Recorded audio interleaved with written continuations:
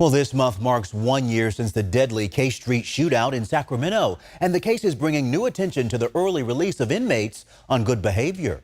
There have been a number of inmates that have been released under mysterious circumstances. They have been granted early release and extra credits in complete secrecy and without any transparency. Some of those inmates have gone on to commit very heinous crimes, and the community demanded answers. For example, Smiley Allen Martin was arrested in connection to the K Street shooting in downtown Sacramento less than 2 months after being released early from prison.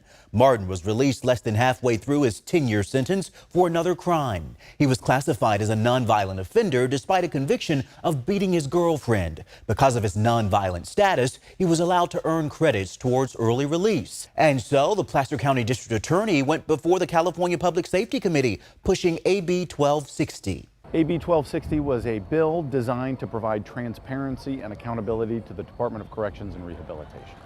Specifically, AB 1260 requires CDCR to disclose how they calculate the credits that they award inmates pursuant to Prop 57. And when they provide for credits that result in the early release of inmates, they're required to notify the DA's office of that early release of an inmate so that we can communicate that to victims and next of kin.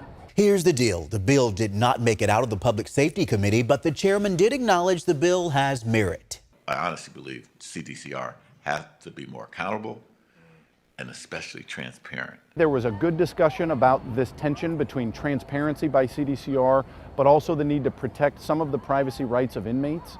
And we just weren't able to sort of see eye to eye or meet in the middle quite yet. The bill was granted reconsideration, which means they are allowed to make changes and come back with an amended bill. We're allowed to amend it and see if we can work with the opposition and the committee to see if we can come up with something that'll work for everyone. You can read more of our coverage on the deadly K Street shootout 1 year later on our website, abc10.com.